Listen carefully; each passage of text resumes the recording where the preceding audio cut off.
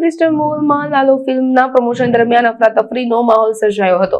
સમગ્ર મામલે crystal મોલના manager વિરુદ્ધ ફરિયાદ પણ નોંધવામાં આવી છે. ક્રિસ્ટલ મોલના મેનેજર સમીર વિસાણી સામે કાર્યવાહી કરવામાં આવશે. યુનિવર્સિટી પોલીસ મથકમાં BNS કલમ 233 હેઠળ ગુનો નોંધવામાં આવ્યો છે. સમગ્ર મામલે PI HN પટેલે નિવેદન આપ્યું હતું.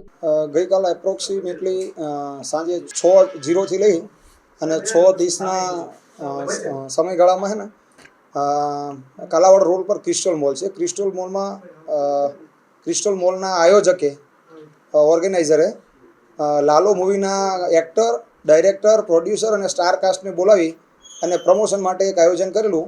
એ આયોજનમાં એ લોકોએ કોઈપણ પ્રકારની પૂર્વ મંજૂરી લીધેલી નહીં કે કોઈપણ પ્રકારની જાણ પોલીસ વિભાગને કરેલી નહીં, અને જેના લીધે સડનલી સ્ટારને મળવા માટે થઈ અને ભીડ એકત્ર થઈ જતા આ ભીડ છે એ ત્યાં જે હ્યુમન કેપેસિટી છે એના કરતાં વધી જતા એમના વિરુદ્ધમાં ધોરણસરની કાર્યવાહી કરવામાં આવે. ખાસ કરીને જે ક્રિસ્ટલ મોલના આયોજક છે, જે ક્રિસ્ટલ મોલમાં આયોજન કરનાર સમીરભાઈ રામજીભાઈ વિસાણી વિરુદ્ધમાં ભારતીય ન્યાય સંહિતાની કલમ 223 મુજબ મહેરબાન કમિશનર સાહેબના જાહેરનામા ભંગની કાર્યવાહી કરવામાં આવેલ છે. આ બાબતે તપાસ ચાલુ છે અને નિયમ અનુસાર કાર્યવાહી કરશું. આ બાબતે બન્યા બાદ તુરંત છે ને અમારા સ્ટાફ દ્વારા અમો સાથે રહી અને ઘટના સ્થળની વિઝિટ લઈ અને સ્થળ તપાસ કરી બાદમાં ગુનાહી જણાય આવેથી ગુનો દાખલ કરેલ છે.